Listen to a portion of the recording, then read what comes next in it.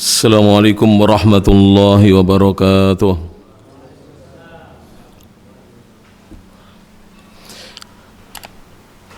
Innal hamdalillah nahmaduhu wa nasta'inuhu wa nastaghfiruh wa na'udzu billahi min shururi anfusina wa sayyiati a'malina. Man yahdihillahu fala mudilla lahu wa man yudlil fala hadiya lahu. Asyhadu an la ilaha illallah wahdahu la syarika lahu wa asyhadu anna Muhammadan abduhu wa rasuluh. Ya ayyuhalladzina amanu taqullaha haqqa tuqatih wa la tamutunna illa wa antum muslimun. يا أيها الناس اتقوا ربكم الذي خلقكم من نفس واحدة وخلق منها زوجها وبث منهما رجالا كثيرا ونساء واتقوا الله الذي تساءلون به والأرحام إن الله كان عليكم رقيبا.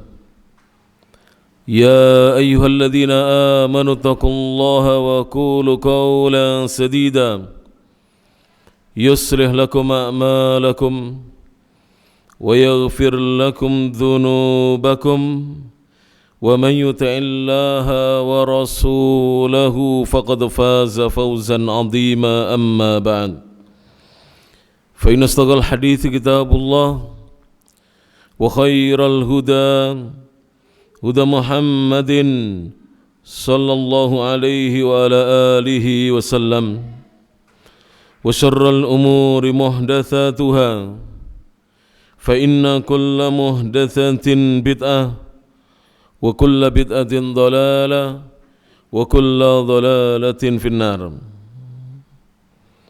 Bapak dan Ibu, kaum muslimin dan kaum muslimat, ikhwan dan akhwat, jamaah kajian rutin setiap Jumat malam Sabtu, Jumat yang kedua di Masjid Al-Imam Asy-Syafi'i rahimahullah di kota Mojokerto, yang semoga kita senantiasa mendapatkan curahan rahmat dan keberkahan dari Allah Subhanahu wa taala. Rahimani Allah wa iyyakum. Kita bersyukur pada Allah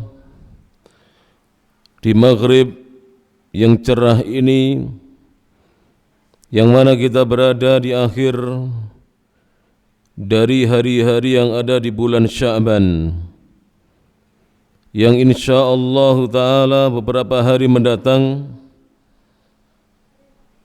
kurang lebih 3 hari lagi, bulan Ramadan akan datang menghampiri kita. Maka hendaknya kita sebagai seorang muslim dan muslimah mempersiapkan diri menyongsong datangnya bulan Ramadan, bulan yang penuh dengan keberkahan. Hendaknya setiap kita merenungkan bahwa puasa Ramadan adalah ibadah yang hukumnya fardu ain, wajib atas setiap muslim dan muslimah yang sudah balik, yang sudah mencapai akil balik, yang berakal dan sehat, untuk melaksanakan ibadah siam Ramadan sebagaimana sabda Rasulullah sallallahu alaihi wasallam, sebagaimana sabdanya Rasulullah sallallahu alaihi wasallam, bahwa seorang yang mau berpuasa Ramadan maka dosa-dosanya yang telah lalu akan diampuni oleh Allah Subhanahu wa taala. Sebagaimana datang dalam hadis yang sahih muttafaqun alaih, diriwayatkan oleh Imam Al-Bukhari dan Imam Muslim dari Abi Hurairah radhiyallahu taala anhu, Man shoma ramadhana imanan wa ihtisaban. Barang siapa yang berpuasa Ramadan dengan dasar iman dan mengharap pahala, ihtisab, mengharap pahala hanya dari sisi Allah Subhanahu wa taala, bukan mengharap pujian dari manusia dan sanjungan dari mereka, ghufira lahu, maka akan diampuni untuknya ma taqaddama min dhanbih, apa yang telah berlalu dari dosanya. Lebih-lebih Allah Ta'ala memfirmankan bahwa puasa Ramadan itu diwajibkan atas umatnya Nabi Muhammad sallallahu alaihi wasallam, sebagaimana Allah juga telah mewajibkan untuk melaksanakan ibadah puasa bagi umat-umat yang terdahulu. Allah berfirman dalam surah Al-Baqarah surat nomor 2 ayat 183, ya ayyuhalladzina amanu, wahai sekalian hamba-hamba Allah yang beriman, kutiba alaikumussyam, telah diwajibkan atas kalian untuk berpuasa, melakukan as-syam, kama kutiba alal ladzina min qablikum, sebagaimana telah diwajibkan atas orang-orang sebelum kalian, la'allakum tattaqun, agar kalian bertakwa. Mengapa dalam mukaddimah pembacaan kitab yang tidak ada hubungannya dengan Ramadan ini saya menyampaikan mukaddimah berupa nasihat?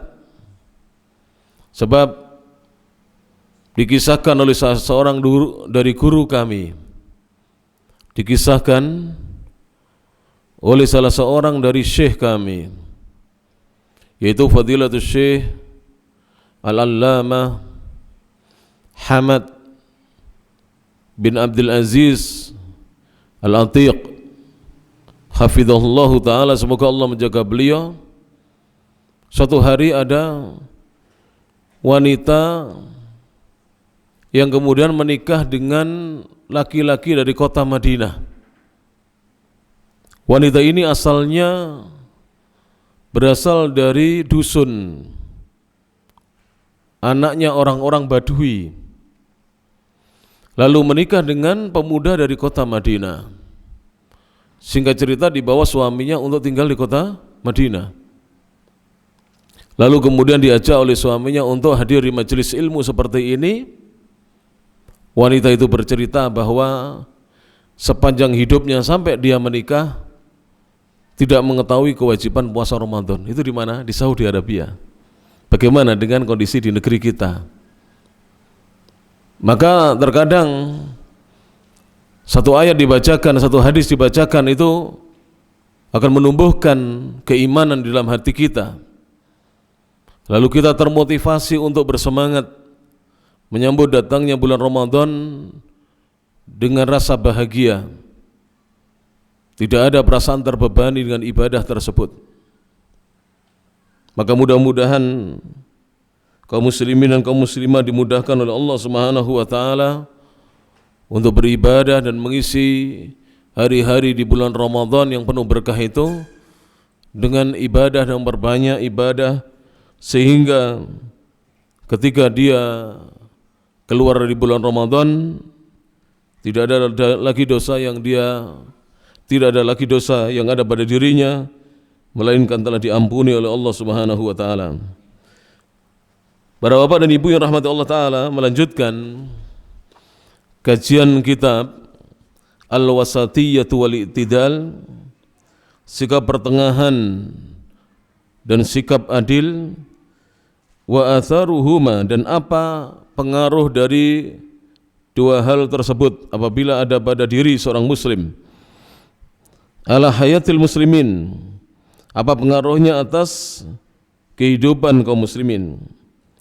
Sebuah kitab yang disusun oleh Syekh Al-Allamah Saleh bin Abdul Aziz bin Muhammad bin Ibrahim Al-Syekh, hafizahullahu ta'ala, yang mana beliau dulunya adalah Wazirus Syu'unil Islamiyyati wa Da'wati wal Irsyad. Beliau dulunya adalah Menteri Urusan Keislaman, Dakwah dan Bimbingan Kerajaan Arab Saudi. Beliau mengatakan di bab yang berikutnya halaman 24 tentang wasatiyatul islami bainal adyani wasyara'i, sikap pertengahan yang diajarkan oleh Islam di antara agama-agama yang ada di buminya Allah dan juga syariat-syariat yang dibikin-bikin oleh manusia. Beliau berkata, al-islamu wasatun, Islam itu adalah agama yang mengajarkan sikap pertengahan. Fil akhlaqi, di dalam akhlak. Akhlak itu budi pekerti, akhlak itu tingkah laku. Maka Islam itu pertengahan, fil akhlaqi, dalam akhlak. Wa wasatun, dan agama pertengahan, fil muamalati, dalam muamalah. Semua ajaran Islam yang terkait dengan akhlak, ajarannya pertengahan. Semua ajaran Islam yang terkait dengan muamalah, seperti misalnya jual beli, misalkan sewa menyewa, ya, itu semuanya adalah sikapnya pertengahan. Tidak ada hulu, tidak ada sikap berlebih-lebihan, dan tidak ada jafa, sikap meremehkan. Sikapnya pertengahan. Saya beri contoh ya. Seorang yang berjual beli, dia menjadi baik itu penjual. Kalau dia bersikap pertengahan, insya Allah dagangannya akan mudah laku. Dan akan banyak orang yang menjadi konsumennya, pembeli, yang datang ke tokonya atau yang memesan barangnya. Asal sikapnya pertengahan. Tidak hulu, berlebih-lebihan, tidak jafa. Apakah ada pedagang yang tidak pertengahan? Banyak. Pedagang yang tidak pertengahan sikapnya, maka biasanya bisnisnya, perdagangannya tidak akan berlangsung dengan lama. Bahkan terkadang tokonya cepat tutup, baru sebentar buka, tutup. Karena dia tidak mempelajari tentang fikih al-muamalat. Saya beri contoh. Kalau dia mengambil untung terlalu banyak, apa yang terjadi? Orang yang sudah terlanjur beli, walaupun dia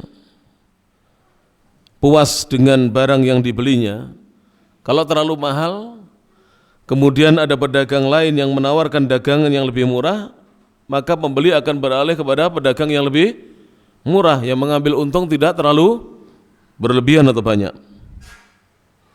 Maka sikap hulu dalam dunia bisnis atau perdagangan itu tidak boleh.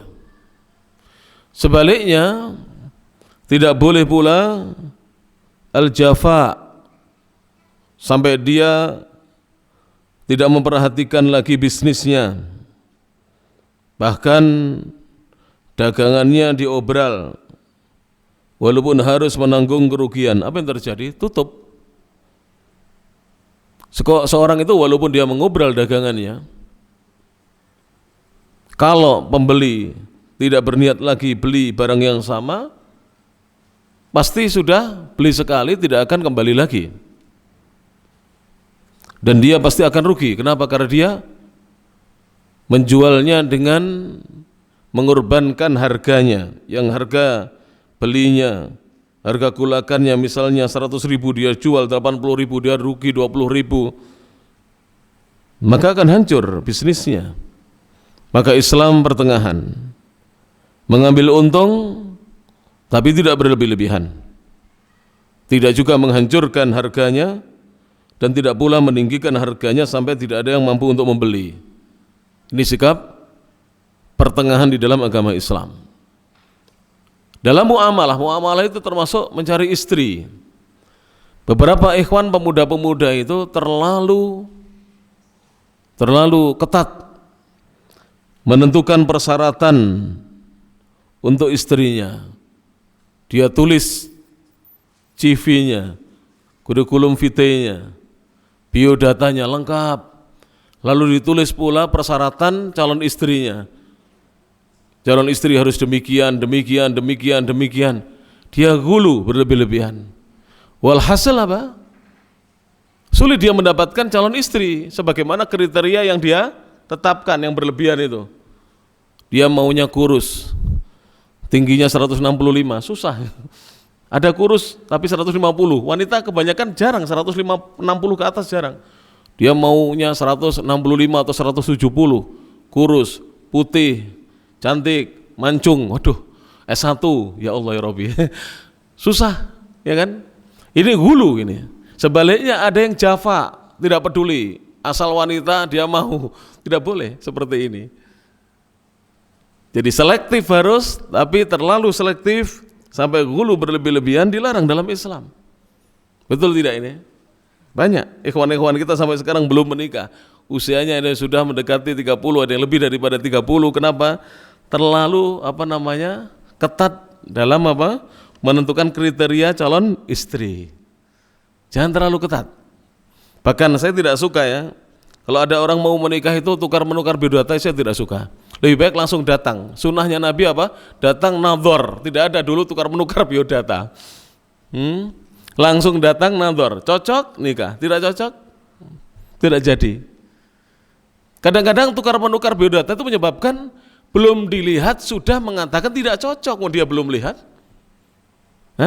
Bagaimana itu? Belum lihat. Lihat dulu barangnya, baru menyatakan jadi beli atau tidak. Lihat dulu orangnya, jadi dinikahi atau tidak. Makanya mengikuti sunnah itu adalah kebaikan bagi kita, keberkahan akan kita dapatkan. Taib. Kemudian al-Islamu da'a, Islam juga mengajak atau menyeru ilal akhlaqil hamidati, ilal akhlaqil hamidah, mengajak atau menyuruh untuk berakhlak yang terpuji. Jadi Islam mengajak kita agar kita berhiaskan dengan akhlak yang terpuji. Wa hadda 'alaiha, dan Islam memotivasi, menganjurkan kita 'alaiha, agar kita berakhlak dengan akhlak yang terpuji tersebut. Bal wasafallahu jalla wa ala nabiyahu Muhammad sallallahu alaihi wasallam, bahkan wasafallahu, Allah mensifati, jalla wa ala, Allah yang maha besar dan maha tinggi, nabiyahu, nabinya Muhammad sallallahu alaihi wasallam, bidzalika, dengan hal tersebut, fi qaulihi, sebagaimana dalam firman-Nya Allah, wa innaka la'ala khuluqin azim, wa innaka, sesungguhnya engkau wahai Nabi Muhammad, la'ala, benar-benar di atas, khuluqin, budi pekerti, akhlak, azim, yang agung, yang mulia. Surah Al-Qalam, surat nomor 68 ayat yang keempat. Jadi di sini Allah Subhanahu wa taala memberikan sifat, menyampaikan kepada kita, memberitakan kepada kita bahwa sifatnya Rasulullah, bahwa beliau adalah seorang yang berada di atas akhlak yang agung, Rasulullah Muhammad sallallahu alaihi wasallam. Maka hendaknya kita demikian. Dan ini tidak mudah ini. Kecuali bagi mereka yang dimudahkan oleh Allah Subhanahu wa taala, tidak mudah. Walaupun dai sekalipun, ya, biasa membaca kitab, mengajarkan kitab, belum tentu bisa berakhlak yang baik pada istrinya, kepada putra-putrinya dan seterusnya. Maka tidak mudah.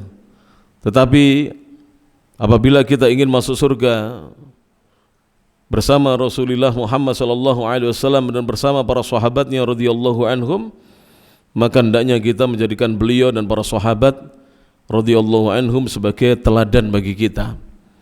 Kita berupaya untuk berakhlak yang baik. Ya Pak, ya nanti pulang mari kita perbaiki akhlak kita dengan istri kita, dengan orang tua kalau kita masih punya orang tua, apalagi tinggal satu rumah, dengan mertua, dengan ipar-ipar kita, dengan putra-putri kita, dengan menantu-menantu kita yang sudah punya menantu. Diperbaiki akhlak kita, Pak. Subhanallah. Kalau kita seperti Rasulullah SAW, tidak ada orang yang akan menjauh dari kita.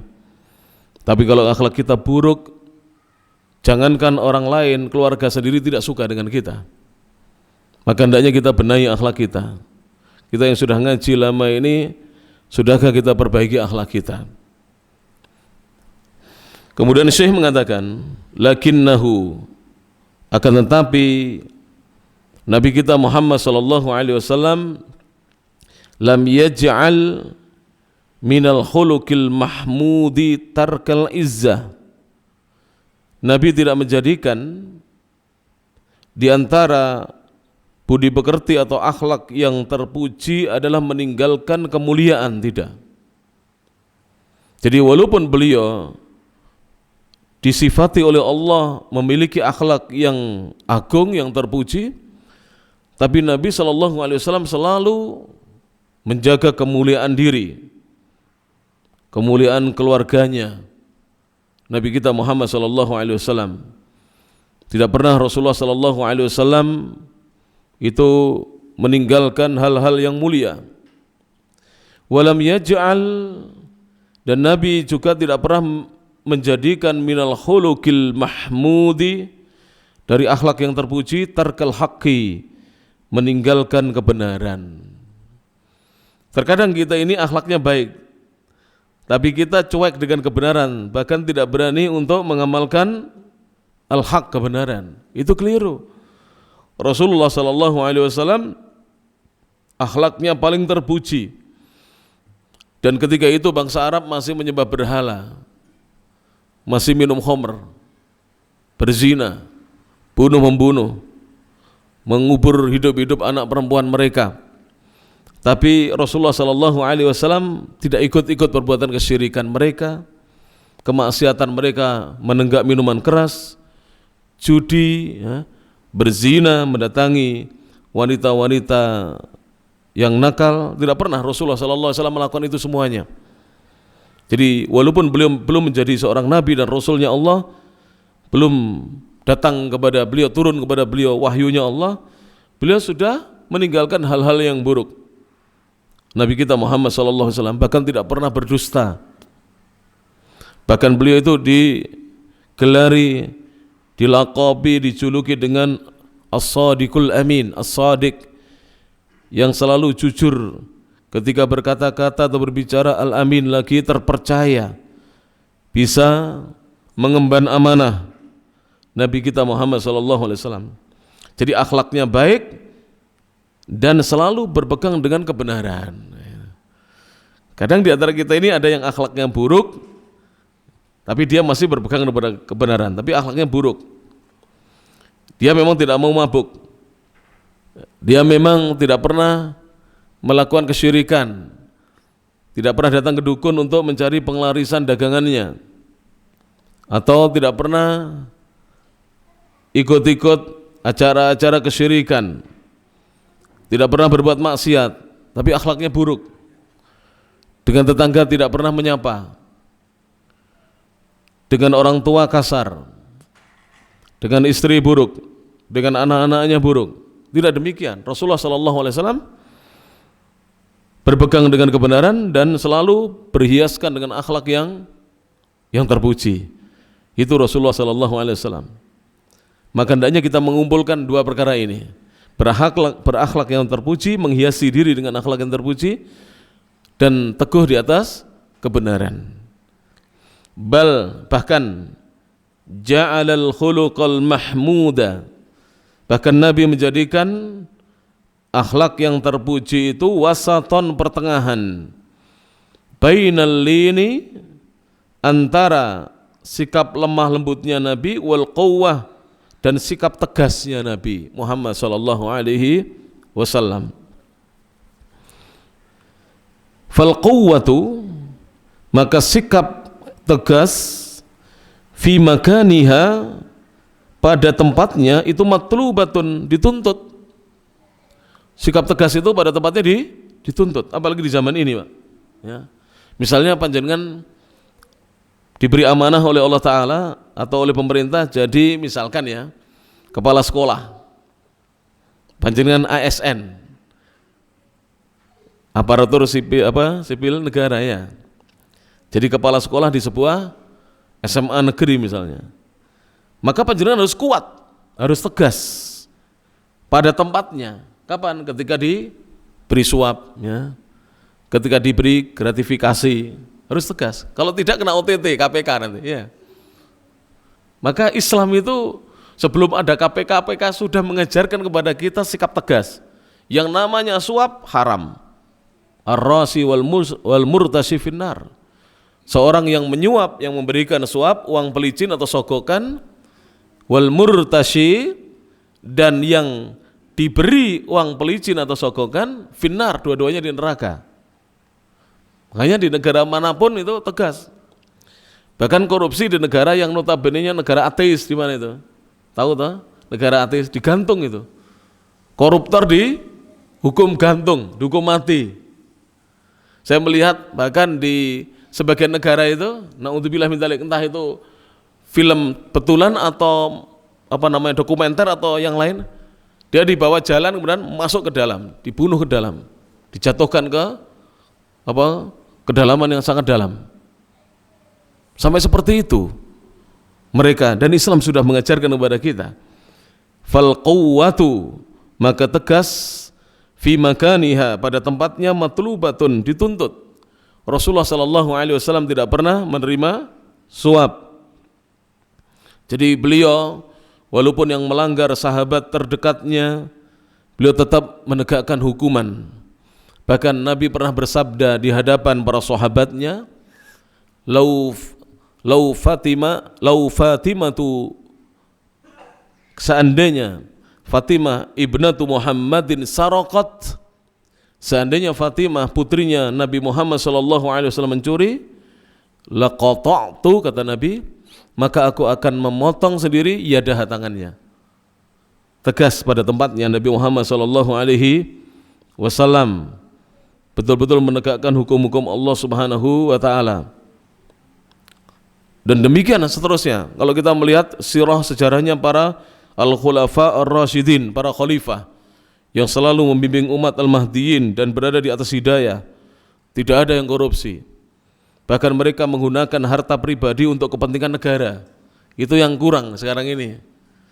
Jadi dahulu para khalifah itu seperti khalifah Umar bin Abdul Aziz, cicitnya Umar bin Al-Khattab radhiyallahu anhuma, itu sering mengatakan kepada istrinya, ambil cincinmu yang dulu aku belikan, mana? Untuk kepentingan negara, sumbangkan untuk kepentingan negara. Jadi tidak pernah memanfaatkan fasilitas negara untuk kepentingan apa? Pribadi. Coba, ini ajaran Islam ini. Kalau bisa seperti ini luar biasa. Saya bukan memuji ya, saya bukan memuji, ya. Raja Salman itu sering menggunakan uang pribadinya untuk kepentingan negaranya, dan saya tahu karena saya lama tinggal di sana. Itu bagus itu. Hal yang terpuji pada jamaah yang rahmati Allah Subhanahu wa taala.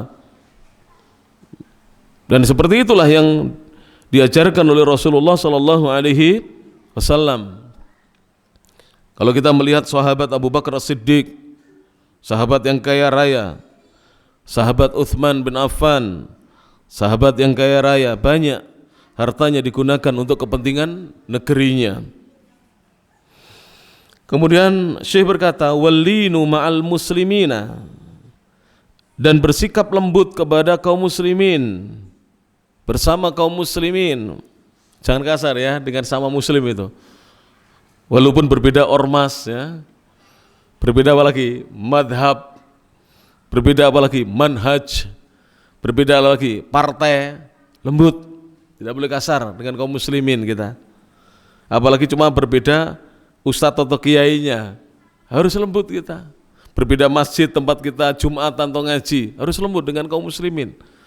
Tidak boleh kasar dalam Islam.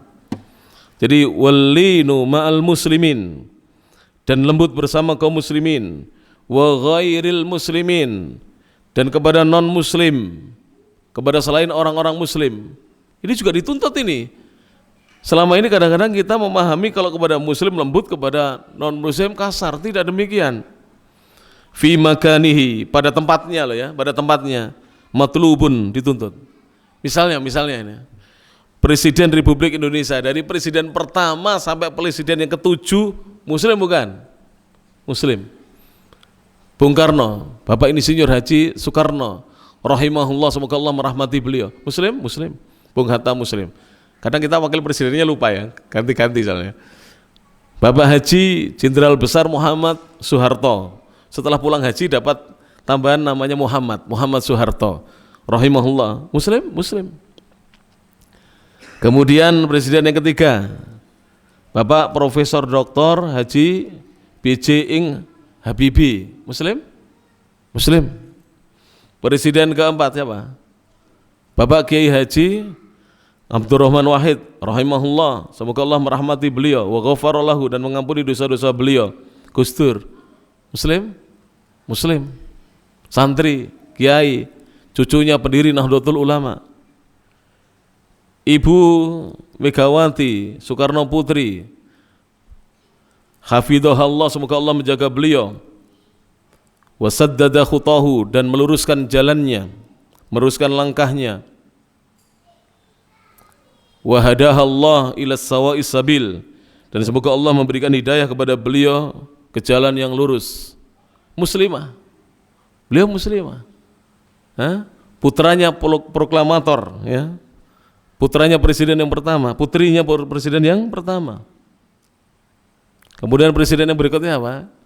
Presiden yang keberapa berarti? Keenam. Bapak Jenderal Profesor Dr. Haji Susilo Bambang Yudhoyono. Muslim. Kemudian presiden kita sekarang Bapak Insinyur Haji Joko Widodo hafidhahullah, semoga Allah menjaga beliau dan juga menjaga Pak SBY hafidhahullah. Wa hadahumallah ila sawa'is sabil, semoga Allah memberikan hidayah kepada kedua presiden yang masih hidup itu ke jalan yang lurus. Muslim. Ketika Pak Jokowi mengadakan acara di Bali itu, acara apa itu? G20 ya. Pemimpin-pemimpin dunia itu lah. Sampai pengamanannya sedemikian ketat itu. Apakah kalau yang datang non muslim kemudian dicuekin, cemberutin? Tidak. Ya harus lemah lembut pada tempatnya. Berlemah lembut pada tempatnya. Kadang-kadang kita ini tidak bisa menempatkan diri kita. Jangan kepada non muslim, kepada sama muslim kadang-kadang kita ini mesengut itu, mecucu, cemberut, tidak bisa senyum ya. Jangan seperti itu loh berjamaah. Biasakan 3S. 3S itu apa? Senyum, sapa, salam. Umat Islam begitu. Antum baca hadis tentang akhlaknya Rasulullah. Rasulullah itu dikenal manusia yang paling banyak senyum. Para sahabat tidak ada yang mengalahkan. Setiap ketemu orang senyum, Kita setiap ketemu orang melotot, mencucu. Ya Allah. Jauh dari akhlaknya Rasulullah sallallahu alaihi wasallam. Tidak demikian para jemaah rahmati Allah taala. Pada tempatnya dituntut, matlubun, sesuatu yang dituntut. Fal haqqu baina dzaka wa dzak. Maka kebenaran itu antara itu dan itu, antara ini dan itu. Kebenaran seperti itu. Wal islamu, dan agama Islam itu wasatun, agama pertengahan. Aidon, juga fid diyanati, di antara agama-agama yang ada di buminya Allah ini, Islam itu agama pertengahan. Coba agama yang ada di dunia berapa? Bukan 6 atau 7 sebagaimana di negeri kita, banyak sekali.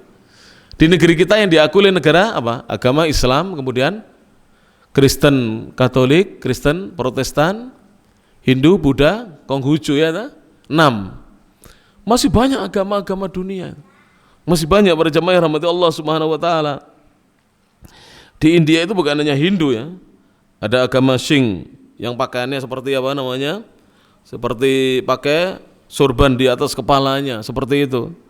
Dan agama-agama yang lain masih banyak. Maka Islam itu pertengahan. Kalau dilihat agama-agama yang lain itu, Islam adalah agama yang pertengahan. Para jemaah rahmati Allah Subhanahu wa taala. Fi anwa'il muamalat, pada berbagai macam jenis muamalat, Islam itu pertengahan. Kemudian wa anwa'it tasyri'at, dan dibandingkan macam-macam pensyariatan yang ada di buminya Allah, syariat-syariat yang dibikin oleh manusia, Islam itu pertengahan berjamaah. Mohon maaf ya. Sama-sama hukuman mati, Islam itu masih ada tasamuhnya, ada toleransinya loh. Kalau hukuman mati di Indonesia apa? Ada yang tahu? Dia apa? Ditembak oleh penembak jitu pada dadanya supaya cepat mati. Dan penembak jitu itu tidak tahu mana di antara senapan yang dipakai itu yang betul-betul ada isinya yang membunuh itu, supaya tidak trauma. Tahu ya para jemaah? Hukuman mati di Indonesia seperti itu. Ditembak. Kalau setahu saya di Bangladesh itu ditidurkan di tikar atau di karpet, ditembak dari atas kepalanya. Di dekat sekali. Nah, kalau Indonesia jarak jauh. Kalau ini kan bisa trauma yang menembak itu. Apalagi kalau algojonya ini tahu yang ditembak itu adalah mungkin kerabatnya, tetangganya atau siapa, tapi ini tuntutan profesi dan tugas harus menembakkan. Itu bisa trauma sepanjang hidupnya. Kalau di Indonesia agak mending ya, ditutupi yang mau ditembak itu, tutupi kepala matanya, kemudian algojonya itu juga kadang ditutupi dan tidak ada yang tahu peluru siapa yang mengenai dadanya. Semua menembakkan pada sasaran, tapi tidak ada yang tahu peluru siapa yang berisi. Maksudnya bukan kopong pelurunya, bukan kosong, tidak ada yang tahu. Kemudian ada yang hukuman gantung ya, di mana itu? Di Malaysia dan di Cina. Di Amerika katanya disetrum sampai meninggal dunia ya. Di Korea Utara dijatuhkan ke tempat yang jauh. Jadi ini jalan tiba-tiba ini buka seret jatuh tutup mati. Ada yang seperti itu. Dalam Islam bagaimana? Hukuman dalam Islam dipancung. Saya tanya, mana yang lebih cepat membuat orang mati dari sekian hukuman yang saya sebutkan tadi, Pak? Ini ditembak kepalanya, kalau meleset kan bisa apa? Bisa masih kecil-kecil ya, Pak? Apalagi kena dadanya, itu kadang-kadang kalau meleset sedikit, misalnya ini jantungnya meleset sedikit di arah ini, bisa tidak mati, masih sekarat dan seterusnya, butuh waktu untuk mati. Kalau dipancung, kepalanya sudah putus, lepas dari raganya, ada yang bisa hidup, Pak? Ada. Kalau orang dipancung, glek, gantung, terkadang masih ada yang masih sekarat, tidak lekas mati, meninggal dunia. Kemudian saya tanya, dari sekian hukuman itu, mana yang ada ya kesempatan untuk tidak dipancung atau tidak dihukum mati? Islam. Dengan adanya diat atau pemaafan dari keluarga korban. Kalau yang lain pokoknya hukumannya mati ya mati. Kecuali bisa nyuap, ya itu lain lagi itu. Itu tidak dibahas. Tapi hukumannya mati. Tapi kalau Islam, apabila keluarga yang terbunuh itu memaafkan, maka kemungkinannya dua, membayar diat senilai 100 ekor onta ya. Kalau itu yang dibunuh muslim, membayar diat senilai 100 ekor onta, atau dimaafkan tanpa harus membayar sepeser pun. Mana yang lebih indah para jemaah? Agama Islam. Tapi kadang-kadang kita ini belum mempelajari secara sempurna agama kita sendiri. Kadang-kadang kita ketika ada yang menghina Islam, kita tidak bisa memberikan pembelaan kepada Islam, karena kita tidak tahu betapa indahnya ajarannya Allah Subhanahu wa taala dan ajaran Rasulullah sallallahu alaihi wasallam. Saya tanya, Bapak-bapak, mohon maaf, kalau panjenengan apel di semua negara, apel itu apa? Seperti upacara, pokoknya apel lah, tahu apel ya? Ya. Ada pimpinan yang mau memberikan pengarahan ya. Itu boleh tidak duduk? Boleh tidak duduk? Tidak boleh, harus berdiri semuanya. Makanya ada yang pingsan. Ya kan? Dalam Islam kalau kita tidak mampu berdiri, boleh sholat dengan duduk? Boleh. Subhanallah. Padahal sholat ini ibadah yang lebih agung daripada apel, daripada upacara, tapi boleh duduk apabila tidak mampu, bahkan boleh berbaring di atas ranjangnya tempat tidurnya. Betapa indahnya ajaran Islam. Kemudian Syekh mengatakan, wa anwa'it tasyri'ati, juga Islam itu pertengahan dibandingkan berbagai macam pensyariatan yang dibuat oleh manusia. Allati fiha, yang ada di dalamnya ta'amulun nas, hubungan muamalah antara manusia, ma baina, antara apa-apa yang ada di antara man yuhillur riba. Ada golongan orang yang menghalalkan riba. Jadi kalau kita melihat syariat-syariat yang ada di buminya Allah, itu ada manusia-manusia yang menghalalkan riba bi anwa'ihi, dengan segala macam riba ada. Bahkan kalau mereka-mereka yang non muslim menghalalkan riba, kita tidak terlalu heran. Yang mengherankan, membuat kita heran adalah seorang muslim, bahkan tokoh Islam menghalalkan apa? Riba. Padahal Allah Subhanahu wa taala jelas-jelas mengharamkan yang namanya riba. Wa ahallallahu al-bai'a wa harrama riba. Allah menghalalkan jual beli dan Allah mengharamkan riba. Bahkan Rasulullah sallallahu alaihi wasallam dalam hadisnya yang sahih, dirhamu riba, satu dirham yang didapatkan dengan cara riba, ya'kuluhur rajul, yang dimakan oleh seseorang, wa huwa ya'lam, dan dia tahu bahwa uang itu hasil riba tapi dia tetap makan, asyaddu min 36 zanyatan, maka dosanya lebih berat dibandingkan seorang itu berzina sebanyak 36 kali berzina. Naudzubillah. Maka jauhi riba. Riba itu akan menghilangkan keberkahan para jemaah. Wa ma fiha dzulmun nas, wa ma fihi dzulmun linnas. Dan apa saja yang di dalamnya terdapat kedoliman bagi manusia. Coba ya, di dalam ajaran Islam tidak boleh kita berbuat dolim sekecil apapun. Sekecil atau apa? Apa perbuatan dolim yang paling kecil, Pak? Membicarakan aib saudara kita. Itu kan kerugiannya tidak seperti kita mengambil hartanya atau kita memukul. Kita bicarakan aibnya dia. Namanya apa itu? Al-ghibah, menggunjing atau ngerasani. Yang didefinisikan oleh Nabi Muhammad SAW, dzikruka akhaka bima yakrah. Kamu menyebut-nyebut apa yang ada pada diri saudaramu dengan apa yang dia tidak suka kalau mendengarnya dia. Itu kedoliman yang ringan, tapi dalam Islam dilarang semuanya. Coba cari di agama yang lain. Adakah agama yang mengharamkan ghibah itu? Menggunjing itu ada tidak? Mengharamkan mencaci ada tidak? Ada tidak? Cari nanti dalam agama yang lain. Dalam Islam tidak boleh mencaci, tidak boleh menggunjing, membicarakan aib orang, tidak boleh. Kemudian wa ma baina man yamna'u kulla anwa'it ta'amuli. Dan kalau dilihat di antara mereka-mereka yang melarang segala macam bentuk at-ta'amul, bentuk interaksi. Seperti apa? Kelompok-kelompok sesat. Kelompok-kelompok yang dikungkung dengan baiat yang bid'ah. Itu sampai melarang jamaahnya atau kelompoknya yang yang sudah berbaiat untuk tidak berinteraksi, bermuamalah dengan orang lain. Jangankan kepada orang non muslim, sama muslim aja dilarang mereka bermuamalah. Kemudian wa yuharrimul mala, dan ada yang mengharamkan harta. Ada kelompok-kelompok itu mengharamkan harta.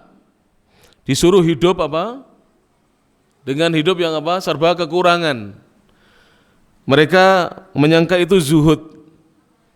Jadi tidak boleh punya harta, panjenengan tidak boleh punya HP, tidak boleh. Itu tidak zuhud katanya. Tidak boleh punya mobil, motor, rumah, tidak boleh. Berpakaian yang bagus tidak boleh. Ini ada ajaran-ajaran seperti ini. Islam tidak pernah mengajarkan demikian. Alladzi yaktasibuhu al-insanu, harta yang didapatkan atau diupayakan oleh seseorang. Jadi ada yang melarang itu. Orang punya harta, illa min amali yadihi, kecuali dari pekerjaan tangannya. Jadi harus dia kerja, itu yang dibuat makan. Jadi misalkan ya, ada orang misalnya datang ke rumah kita membawa sesuatu, nggak boleh makan itu. Ada yang sampai seperti itu. Ini bukan hasil kerja saya. Nah, makanya ada ya sebagian muslim yang ikut kelompok-kelompok yang menyimpang seperti itu, panjenengan bayar itu nggak mau, makan itu sudah saya bayar sendiri gitu. Terus kemudian kita datang ke rumahnya bawa oleh-oleh, suruh bawa pulang lagi, menyinggung perasaan orang yang apa? Membawa buah tangan itu, sampai seperti itu. Itu namanya hulu, lebihan. Rasulullah SAW pernah suatu hari itu berjalan di jalan, lalu menemukan sebutir kurma yang jatuh di jalan. Beliau mengatakan, kalau seandainya aku tidak khawatir kurma ini kurma sedekah, aku makan kurma ini. Artinya Rasulullah SAW juga memakan sesuatu, walaupun sesuatu itu bukan ditanam beliau sendiri, bukan dicari dengan tangannya beliau sendiri. Beliau juga minum susu hadiah dari para sahabatnya, pernah makan daging hadiah dari sahabatnya, pernah diajak makan oleh sahabatnya dan beliau ikut makan bersama Rasulullah Muhammad SAW. Tapi ada kelompok-kelompok yang berlebihan di dalam beragama. Islam pertengahan para jemaah.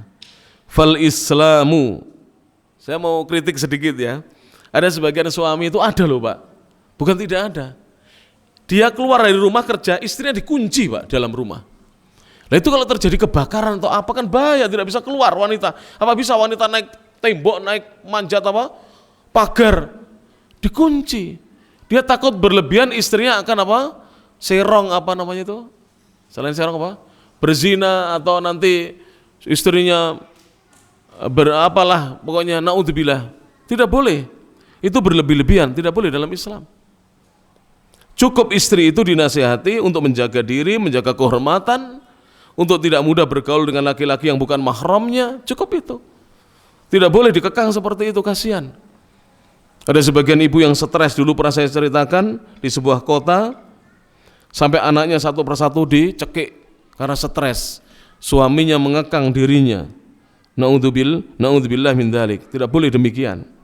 Fal Islamu yad'u, maka Islam itu mengajak ila tijarati, untuk kita berniaga.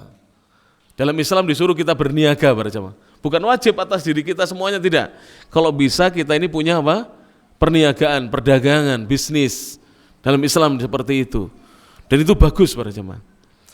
Kalau ada orang mengatakan kepada saya, tapi Ustaz saya sudah ASN Ustaz, gaji saya sudah lebih daripada cukup. Cukup? Toyib, saya tanya, sudah umrah berapa kali?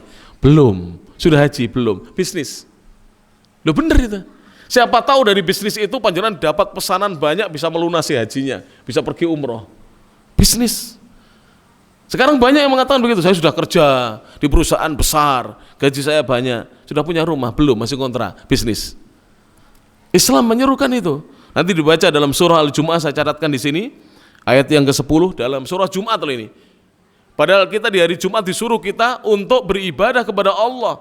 Jangan sampai terlambat untuk datang Jumatan. Tapi di dalam surat Jumat juga dianjurkan kita untuk berbisnis. Berarti ibadah itu tidak menghalangi kita dari apa? Berbisnis. Allah berfirman dalam surah Al-Jumu'ah, surat nomor 62, ayat yang ke-10. Fa'idha qudiyatis salatu fantashiru fil ard. Apabila salat telah ditegakkan, bertebaranlah kalian di buminya Allah. Disuruh keluar. Tidak boleh kita berlama-lama di masjid. Pak Anto, putar bareng, dangu-dangu. Pulang langsung. Habis ini ditutupi, AC-AC dimatikan, lampu-lampu dimatikan, habis Jumatan tadi lah, pulang. Bisnis. Atau tidur istirahat ya. Pokoknya jangan berlama-lama. Disuruh fantasiru fil ardi. Bertebaranlah di muka bumi. Wabtagu min fadlillah. Dan carilah karunia Allah subhanahu wa ta'ala. Disuruh mencari karunia Allah subhanahu wa ta'ala, harta dari Allah. Wadhkurullaha katsira, dan berzikirlah mengingat Allah dengan zikir yang banyak. La'allakum tuflihun, agar kalian menjadi orang-orang yang beruntung dan selamat. Wa yad'u, dan Islam menyerukan kepada kita ilal amal, untuk bekerja. Jadi kalau kita tidak bisa bisnis, kerja. Kerja ini dalam artian yang luas ya, apa saja mata pencaharian kita. Yang penting kita bukan bisnis. Kalau tidak bisa bisnis, karena orang itu kadang-kadang tidak bakat bisnis. Punya uang untuk bisnis malah habis uangnya, mendingan disimpan uangnya. Orang seperti ini nggak bisa, nggak bakat ya. Dihapusi uang terus. Dia modal 100 juta habis, tidak tersisa habis dalam bisnisnya. Ini tidak bakat. Kalau tidak bakat seperti ini harus cari pekerjaan. Wa yad'u ilal amal. Adik-adikku, anak-anakku ya, anak-anak muda, generasi muda yang belum menikah ya, sampai-sampai yang belum menikah, kerja, tidak boleh bermalas-malasan. Kalau tidak kuliah, kerja. Bahkan yang terbaik kuliah sambil kerja. Saya sarankan kuliah sambil kerja supaya nanti lulus kuliah tidak pelongo-pelongo, tidak punya pekerjaan. Jadi sebelum lulus sudah punya apa? Pekerjaan banyak, yakin banyak. Ada berbagai macam jenis pekerjaan yang bisa disambi dengan apa? Disambi itu apa? Disambi itu bahasa Jawa. Bahasa Indonesianya apa disambi itu? Sampingan dengan kuliah. Sambil kita kuliah, sambil kita bekerja. Sehingga lulus kuliah di wisuda bukan menjadi pengangguran yang bergelar R1, bukan. Apa bedanya pengangguran yang masih SMA dengan S1? Lebih parah yang S1 kalau nganggur itu. Kalau masih SMA nganggur wajar. Banyak orang yang tidak mau menerima lulusan SMA, tapi kalau S1 nganggur ini tidak wajar. Maka kerja. Ini Islam ini. Nanti kapan-kapan kita bahas lebih lanjut lagi. Disuruh bekerja, tidak boleh bermalas-malasan. Saya mau cerita ya. Ini ada kaitannya dengan Islam ini. Di Saudi itu banyak orang-orang sepuh seperti bapak-bapak ini ya. Panjenengan sudah 60 Pak ya, 60 hampir 70. Siapa yang sudah 70? Di Saudi itu sudah banyak 70 lebih, sudah pakai tongkat ke masjidnya. Tapi masih kerja di masjid, menjadi muadzin, menjadi marbot masjid, menyiapkan kajian. Masya Allah, sudah sepuh-sepuh. Jadi tetap kerja. Tidak boleh kita diam, tidak bekerja. Apalagi kalau kita belum memiliki usaha yang bisa menanggung atau bisa menopang kehidupan kita. Wa yad'u ilal iqtisadi. Dan Islam menyeru kita untuk kita meningkatkan ekonomi kita. Kalau sudah kerja tapi ekonominya masih bawah, tingkatkan Pak. Kita ini kurang ziarah, kurang apa? Mengunjungi teman-teman itu loh. Tolong, yang sudah kerja tapi penghasilannya rendah itu pas-pasan, kunjungi teman-teman yang punya bisnis, yang punya perusahaan, yang punya apa usaha-usaha yang sudah besar, dikunjungi. Ini dalam Islam dituntut pada jamaah yang rahmati Allah Subhanahu wa taala. Makanya ketika Abdurrahman bin Auf dan sahabat-sahabat Muhajirin tiba di Yathrib, Yathrib itu nama lain dari Madinah dulunya, nama aslinya Madinah dulunya. Itu para sahabat minta ditunjukkan mana? Pasar. Dulluni ala suq. Tunjukkan aku di mana pasar. Tidak mau mereka hanya menerima apa? Kalau kita apa donasi atau apa itu? Makanan dari relawan, tidak mau mereka. Padahal para sahabat Ansor bersiap untuk menanggung kehidupan mereka. Selama mereka di Madinah ditanggung. Bahkan ada yang dikasih rumah, dikasih kebun. Bahkan disuruh milih salah satu istrinya. Nanti yang dipilih diceraikan. Kalau sudah habis masa iddahnya silakan dinikahi. Habis sahabat-sahabat Muhajirin, mereka lebih memilih untuk di mana pasar. Mereka mau berbisnis. Itulah sahabat-sahabat Rasulullah sallallahu alaihi wasallam. Wa yad'u ila tanmiyatil mal, dan mereka juga menyeru untuk menumbuhkan harta. Artinya kalau kita punya harta, sebenarnya dalam Islam ini tidak dianjurkan untuk disimpan di bank terus, tapi harus ditumbuhkan, dikembangkan harta itu. Tapi harus dicari orang-orang yang bisa mengembangkan harta kita dengan jujur, amanah. Ini Islam berjamaah. Walakinnahu, akan tetapi yamna'u fi dzalika kullihi adzulma. Islam melarang dalam hal itu semuanya kedzaliman. Tidak boleh berbuat zalim ketika berdagang atau berniaga. Tidak boleh berbuat zalim ketika bekerja. Tidak boleh berbuat zalim ketika kita memperbaiki ekonomi kita. Tidak boleh berbuat zalim ketika kita meningkatkan harta kita, mengembangkan harta kita. Wa yamna'u, dan Islam melarang akhda amwalin nas, mengambil hartanya milik manusia bighairi haqqin, dengan cara yang tidak benar. Wa yamna'u, dan Islam melarang an yakuna al-malu, melarang harta itu dulatan, hanya menjadi harta yang dirasakan bainal aghniyai faqat, di antara orang-orang kaya saja. Islam melarang harta itu hanya dirasakan atau dimiliki oleh orang-orang kaya saja. Makanya dalam Islam berjamaah, kalau kita sudah kaya dan harta kita sudah tersimpan selama 1 haul, 1 tahun, kemudian harta kita sudah melebihi nisabnya. Nisabnya harta adalah 85 gram emas, senilai minimal 85 gram emas, maka kewajiban kita adalah apa? Membayar zakat, mengeluarkan zakat. Agar harta itu tidak hanya berputar dirasakan oleh orang-orang kaya saja. Bayar zakat para jemaah. Kama kana dzalika fi syara'il jahiliyah, sebagaimana hal itu ada di syariat-syariat orang-orang jahiliyah. Harta itu di kalangan jahiliyah hanya diperputar di kalangan orang-orang kaya saja.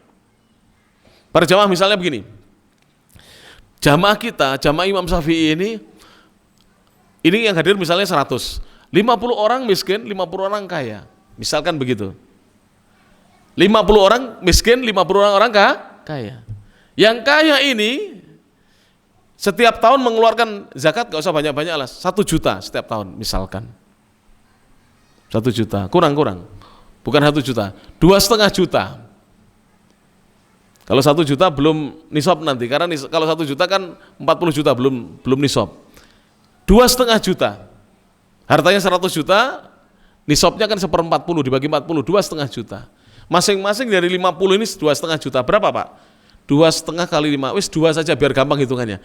2 juta kali 50 berapa Pak? 2 juta kali 50, 100 juta. Bagi kepada 50 orang ini. Berarti masing-masing dapat berapa? 2 juta. Dan tidak mungkin zakatnya yang 50 ini 2 juta semua. Sama, tidak mungkin. Ada yang zakatnya 10 juta, ada yang zakatnya berapa? 100 juta. Saya setiap tahun Pak dititipi satu orang ini. Dan saya yakin dia tidak hanya menitipkan ke pesantren kita, mungkin menitipkan ke pesantren yang lain, ke yayasan yang lain, ke ormas yang lain, atau dibagikan secara langsung. Dia titipnya mesti 50 juta, satu orang ini. Pak Ustadz, saya titip zakat, tolong dibagikan kepada yang berhak. 50 juta Pak, setiap tahun titipnya itu. Saya yakin dia akan titip kepada yang lain, bukan hanya kepada saya yang dipercaya. 50 juta bayangkan. Subhanallah. Maka harta itu tidak hanya akan dirasakan oleh orang-orang yang kaya, yang miskin pun setiap tahun dia akan mendapatkan zakat. Ini indahnya Islam para jemaah. Wal Islamu, saya selesaikan ya, karena habis ini kita Ramadan libur. Kita selesaikan sampai kurang sedikit aja ya. Ini masih lama ini. Yang ini insya Allah setelah Ramadan ya. Al Islamu Islam wasatun, pertengahan, fima amara bihi, terhadap apa saja yang Allah perintahkan, fil mu'taqadat, dalam akidah-akidah. Islam itu pertengahan para jemaah. Akidah Islam adalah akidah yang pertengahan. Akidahnya Yahudi apa? Menghina Nabi Isa sebagai anak jadah, anak zina. Akidahnya Nasrani, kalau Yahudi merendahkan. Kalau Nasrani mengangkat melebihi kedudukan Nabi Isa sampai menganggap sebagai anak Tuhan. Akidah Islam pertengahan. Beliau adalah Nabi dan Rasulnya Allah Subhanahu wa ta'ala. Wa ma akhbarallahu jalla wa ala, dan Islam pertengahan pada apa-apa yang diberitakan oleh Allah Jalla wa ala yang maha besar dan maha tinggi.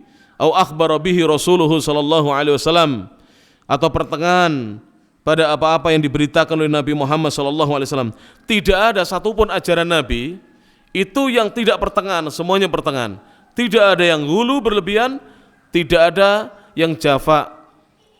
Tidak ada, dua-duanya tidak ada. Hulu tidak ada, kemudian menyia-nyiakan, melalaikan agama juga tidak ada. Fafit tauhidi, maka dalam tauhid, wasatun, Islam adalah pertengahan, bainal ghali fihi, antara orang yang berlebih-lebihan dalam tauhid, miman yusyriku billah, dari kalangan orang-orang yang menyekutukan Allah Jalla wa ala yang maha besar dan maha tinggi, kan Nasara wal Yahud, seperti orang-orang Nasrani dan Yahudi. Islam tidak seperti mereka.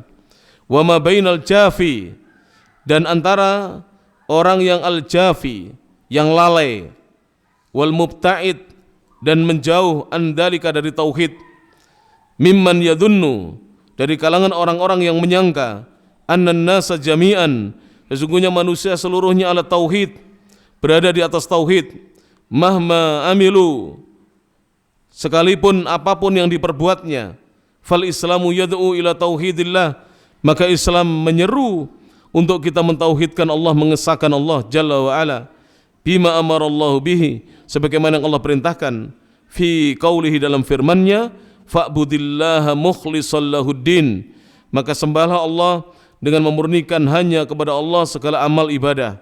Surat Az-Zumar ayat yang kedua. Wa qala ta'ala, wa qadha rabbuka alla ta'budu illa iyyah, dan Allah mewajibkan, memerintahkan agar jangan sekali-kali kalian beribadah kecuali hanya menyembahnya semata, menyembah Allah semata. Surah Al-Isra ayat 23. Fatauhidullah, maka mengesahkan Allah Jalla wa Ala yang maha besar dan maha tinggi, wal ikhlasu lahu, dan ikhlas beramal hanya untuk Allah, merupakan asasul millati wa din, merupakan pondasi dasar dari agama. Jadi merupakan pondasi dasar dari agama Islam. Demikian para jamaah yang bisa disampaikan, mudah-mudahan ya menyambut Ramadan ini kita lebih bisa mengamalkan agama kita dengan baik. Nasihat saya pribadi, nanti ketika sudah ada pengumuman dari pemerintah, maka hendaknya kita berpuasa bersama pemerintah kita.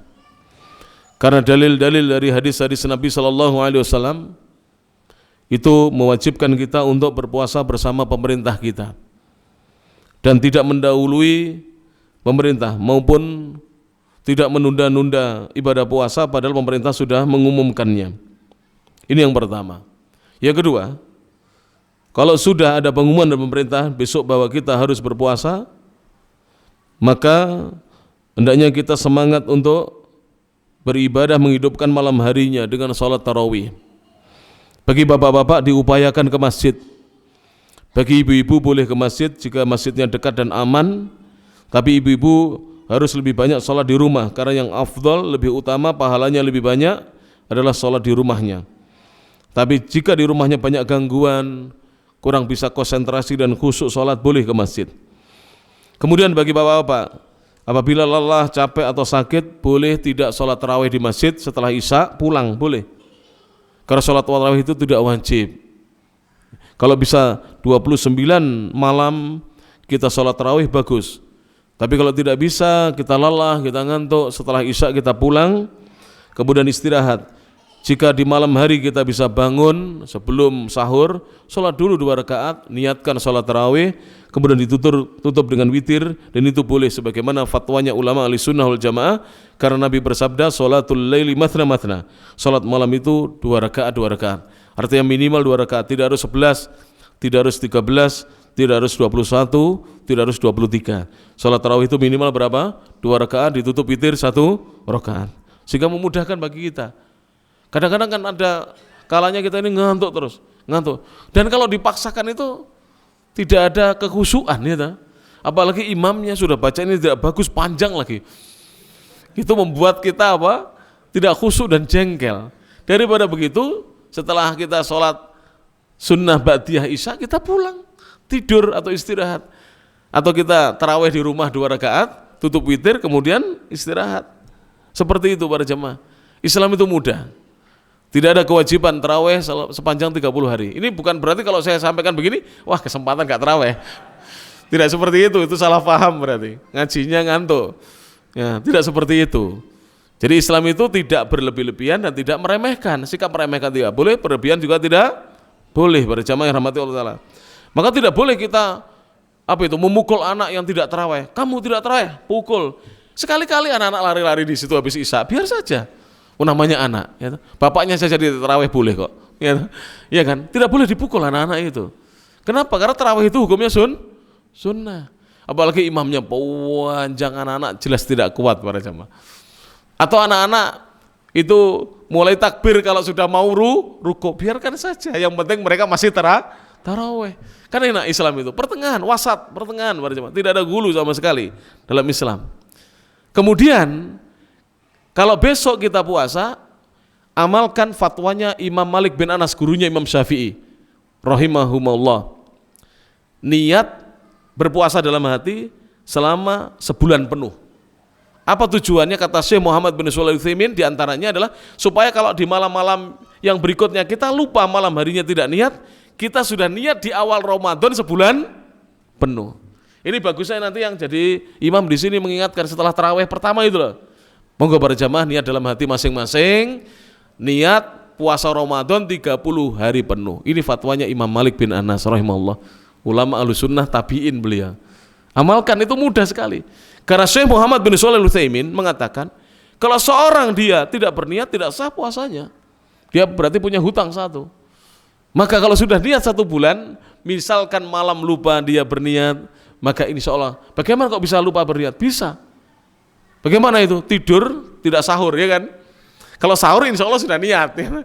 Namanya sahur niat puasa. Kalau kebablasan Pak, kerinan, bangkong, ketiduran, terlambat bangun, tahu-tahu sudah iqomah, Allahu Akbar, loh komat, belum sahur, gimana itu? Ya sudah, kita sudah niat 1 bulan penuh. Ini ilmu ini, kalau diamalkan mudah bagi kita. Kemudian diupayakan kita beribadah sebaik-baiknya, kita ada anak istri kita, terutama di 10 hari yang terakhir, Rasulullah Muhammad SAW itu mengencangkan ikat pinggangnya, membangunkan istrinya dan keluarganya. Artinya lebih bersemangat untuk beribadah. Mudah-mudahan Imam Syafi'i ini masjidnya semakin mendekati hari raya, semakin mengalami kemunduran, jangan kemajuan. Saya tidak suka kalau masjid itu mengalami kemajuan. Maju softnya itu loh, mengalami kemajuan. Rata-rata masjid itu, saya ceramah di mana-mana, semakin mendekati 10 hari terakhir itu mengalami banyak kemajuan soft. Pertama 7 soft, kurang 6, 5, akhirnya 10 hari terakhir 2 soft itu sudah bagus itu. Iya kan? Sudah bagus itu. Jangan, harusnya seperti di Saudi Arabia, saya bukan memuji ya. Di Saudi itu kalau mendekati tanggal 15, bukan tanggal 20 atau malam 21, mendekati pertengahan, karena mereka kalau pertengahan biasanya kunut witir mereka. Itu semakin banyak. Bahkan ibu-ibu yang tidak pernah keluar, itu mendekati 10 hari terakhir itu keluar ke masjid mereka mengajak anak-anaknya. Padahal di hari pertama sampai 20 biasanya mereka ibu-ibu itu sholat di rumah. Begitu 10 hari terakhir mereka ke masjid para jemaah. Padahal 10 hari terakhir antum tahu ya, di Saudi itu lebih panjang sholatnya. Jam 10 baru selesai. Lebih panjang, apalagi Masjidil Haram panjang sekali. Tapi mereka semangat. Kenapa begitu? Ya tidak tahu saya. Mungkin imannya kita kalah dengan mereka para jemaah. Ya kita ini imannya masih lemah. Makanya 10 hari terakhir tolong dimanfaatkan dengan baik. Demikian yang bisa disampaikan. Mudah-mudahan bermanfaat. Alafu minkum nasrum minallah wa fathun qarib. Wabillahi taufiq wal hidayah wal ridha wal inayah fastabiqul khairat. Ihdinas siratal mustaqim. Nun wal qalami wa ma yasturun. Al birru liman ittaqa. Wallahul muwaffiq ila aqwamit thoriq. Subhanakallahumma bihamdik asyhadu an la ilaha illa anta astaghfiruka wa atubu ilaik. Wa akhiru da'wana alhamdulillahi rabbil alamin. Thumma assalamu alaikum warahmatullahi wabarakatuh.